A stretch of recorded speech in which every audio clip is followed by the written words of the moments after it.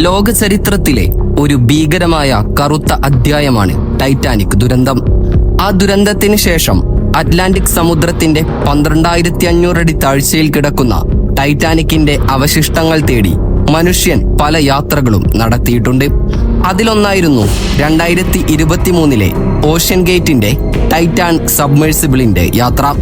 പക്ഷേ ആ യാത്ര 5 പേരുടെ ജീവനെടുത്ത മറ്റൊരു ദുരന്തമായി മാറുകയായിരുന്നു. എന്നാൽ ആ ദുരന്തത്തിന് ശേഷം ഈ അടുത്തായി പല ഞെട്ടിക്കുന്ന സത്യങ്ങളും ഇൻവെസ്റ്റിഗേഷൻ ടീം കണ്ടെത്തിയിരുന്നു. ഒരു പക്ഷേ ഈ വീഡിയോ അവസാനിക്കുമ്പോൾ ടൈറ്റാൻ ദുരന്തം മനഃപൂർവ്വം നിർമ്മിച്ച ഒരു ദുരന്തമായിരുന്നോ എന്ന് നമുക്ക് തോന്നിപ്പോകും. അത്തരത്തിൽ ടൈറ്റാനിക് ദുരന്തം കാരണമുണ്ടായ മറ്റൊരു ദുരന്തമുഖത്തേക്കാണ് ഇന്നത്തെ നമ്മുടെ യാത്ര.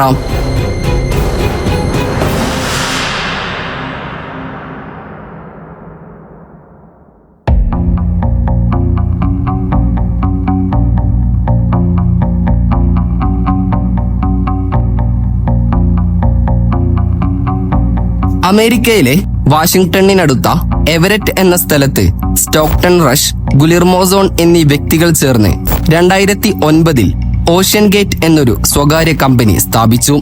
അറ്റ്ലാന്റിക് മഹാസമുദ്രത്തിലും മെക്സിക്കോ കടലിടുക്കുകളിലും കാലിഫോർണിയ തീരപ്രദേശത്തിനടുത്തുള്ള ആഴക്കടലുകളിലേക്കും വിനോദസഞ്ചാര രീതിയിൽ യാത്രകൾ നടത്തുന്ന ഒരു കമ്പനിയാണ് ഓഷ്യൻ ഗേറ്റ്. നിരവധി പര്യവേക്ഷണ യാത്രകൾ നിരന്തരം നടത്താറുള്ള കമ്പനിക്ക് പൊതുവെ പര്യവേക്ഷണ യാത്രികർക്കിടയിൽ നല്ല മതിപ്പാണ്. അതിനായി പ്രത്യേകതരം അന്തർവാഹിനികൾ അഥവാ സബ്മേഴ്സിബിൾസ് അവർ ഉപയോഗിക്കാറുണ്ട്. സമാന രീതിയിൽ ടൈറ്റാനിക് കപ്പൽ തകർന്ന 40,000 മീറ്റർ ആഴത്തിലേക്ക് അവർ നടത്തുന്ന യാത്രാവാഹിനിയുടെ പേരാണ് ടൈറ്റൻ. ഒരു ടിക്കറ്റിന് ഏകദേശം 2 കോടി രൂപയാണ് വരിക. അന്തർവാഹിനികളെ നമുക്ക് 2ആയി തരം തിരിക്കാം: സബ്മറൈനും സബ്മേഴ്സിബിളും. സബ്മറൈൻ എന്നത് പരസഹായമില്ലാതെ കടലിനടിയിലൂടെയും കടൽ ജലനിരപ്പിന് മുകളിലൂടെയും ഒരേ സമയം സഞ്ചരിക്കാനും നിരവധി പേരെ കയറ്റാനും നല്ല നീളവും വിസ്തീർണവുമുള്ള കടൽ വാഹനമാണ്. എന്നാൽ സബ്മേഴ്സിബിൾ എന്നാൽ ഒരു ചെറിയ വാഹനമാണ്. കടലിനടിയിലൂടെ മറ്റൊരു മാതൃകപ്പലിന്റെ സഹായത്തോടെ സഞ്ചരിക്കുന്ന വാഹനമാണിത്. അതിനെ ഓപ്പറേറ്റ് ചെയ്യുന്നത് വീഡിയോ ഗെയിം നിയന്ത്രിക്കുന്ന ലോജിസ്റ്റിക് വഴിയാണ്. ഇവർ ശബ്ദതരംഗങ്ങൾ വഴിയാണ് ആശയവിനിമയം നടത്തുന്നത്. കടലിൽ ഒരു സ്ഥലത്ത് കപ്പലിൽ എത്തിച്ചേരുകയും അവിടെ നിന്ന് താഴത്തോട്ട് ആഴങ്ങളിലേക്ക് സഞ്ചരിക്കുകയും ചെയ്യുന്ന വാഹനമാണ് സബ്മേഴ്സിബിൾ.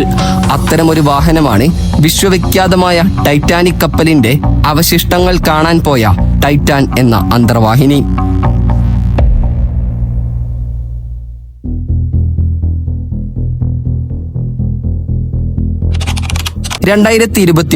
ജൂൺ 18 5 യാത്രികരുമായി ടൈറ്റാനിക്കിന്റെ അവശിഷ്ടങ്ങൾ കാണാൻ ടൈറ്റാൻ യാത്ര തിരിച്ചു. ആ യാത്രയിലുള്ളവർ ലോക പ്രശസ്ത ബിസിനസ്സുകാരായിരുന്നു. പാകിസ്ഥാനി ബ്രിട്ടീഷ് ബിസിനസ്സുകാരനായ ഷഹ്സാദ ദാവൂദ്, അയാളുടെ മകനായ സുലൈമാൻ ദാവൂദ്, ബ്രിട്ടീഷ് ബിസിനസ്സുകാരനായ ഹാമിഷ് ഹാർഡിംഗ്, മുൻ French navy commander Henri Nargeolet, പിന്നെ ഓഷ്യൻ ഗേറ്റ് കമ്പനിയുടെ മുഖ്യ കാര്യദർശിയും കടൽ വൈമാനികനുമായ സ്റ്റോക്ടൺ റഷ് എന്നിവരായിരുന്നു ടൈറ്റണിലെ യാത്രക്കാർ. അങ്ങനെ മാതൃകപ്പലിന്റെ സഹായത്തോടെ ടൈറ്റൻ നോർത്ത് അറ്റ്ലാന്റിക് സമുദ്രത്തിലേക്ക് ഒരു പ്രശ്നങ്ങളുമില്ലാതെ ഊളിയിട്ടിറങ്ങി. 4000 മീറ്റർ ആഴത്തിലേക്കായിരുന്നു അവരുടെ യാത്ര. ആ യാത്രയുടെ മൊത്ത സമയമെന്നത് 5 മണിക്കൂറായിരുന്നു. അതായത് 2.5 മണിക്കൂർ അങ്ങോട്ടും 2.5 മണിക്കൂർ ഇങ്ങോട്ടും. എന്നാൽ യാത്ര ആരംഭിച്ച് 1.25 മണിക്കൂർ കഴിഞ്ഞപ്പോൾ തന്നെ അന്തർവാഹിനിക്ക് കൺട്രോളിംഗ് കപ്പലുമായുള്ള ശബ്ദ സന്ദേശ ആശയവിനിമയം നഷ്ടപ്പെടുകയായിരുന്നു. നല്ല ആഴമുണ്ടായതിനാൽ തന്നെ സോണാർ സിഗ്നലുകൾ വഴി ടെക്സ്റ്റ് മെസ്സേജ് ആയിട്ടായിരുന്നു ടൈറ്റാൻ ആശയവിനിമയം നടത്തിക്കൊണ്ടിരുന്നത്. എന്നാൽ ശബ്ദതരംഗങ്ങൾ വഴിയുള്ള ആശയവിനിമയത്തിനുള്ള വേഗത വളരെ കുറവുള്ളതായിരുന്നു എന്നതാണ് സത്യം. ആദ്യം കമ്മ്യൂണിക്കേഷൻ നഷ്ടപ്പെട്ടപ്പോൾ അത് എന്തെങ്കിലും സാങ്കേതിക തകരാർ ആയിരിക്കാമെന്നാണ് മിഷൻ ക്രൂ വിചാരിച്ചത്. പക്ഷേ അത് മണിക്കൂറുകളോളം നീണ്ടുപോവുകയായിരുന്നു.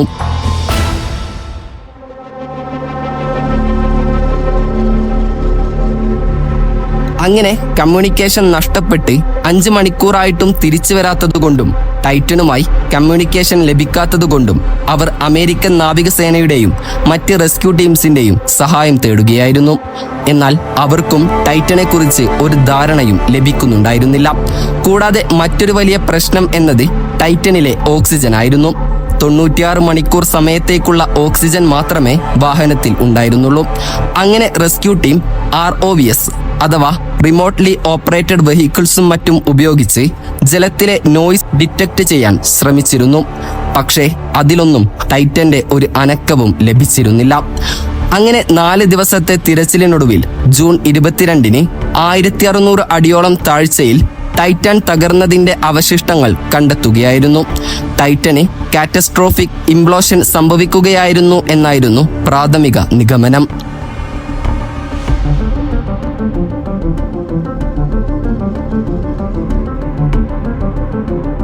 പക്ഷേ ടൈറ്റാൻ ദുരന്തത്തെ സംബന്ധിച്ച് വീണ്ടും ഒരുപാട് ചോദ്യങ്ങളും സംശയങ്ങളും ബാക്കിയായിരുന്നു.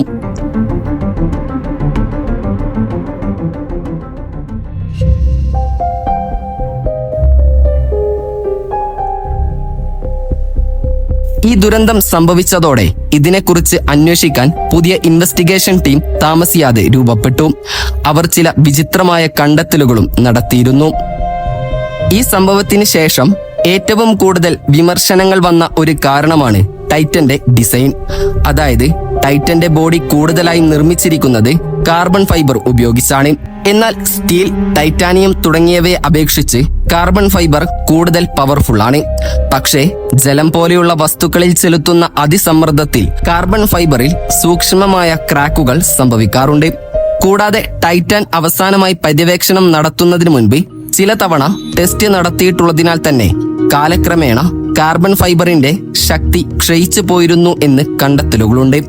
ഇതിനെ മൈക്രോ ബക്ലിംഗ് എന്നാണ് വിളിക്കാറുള്ളത്. കൂടാതെ ടൈറ്റന്റെ ഡിസൈൻ ഈ ദൗത്യത്തിന് യോജിച്ചതല്ല എന്നുള്ള കാര്യം പല എക്സ്പേർട്സും ടൈറ്റന്റെ ഉടമകളെ അറിയിച്ചിരുന്നുവെങ്കിലും അവർ അതൊന്നും കാര്യമാക്കി എടുത്തിരുന്നില്ല.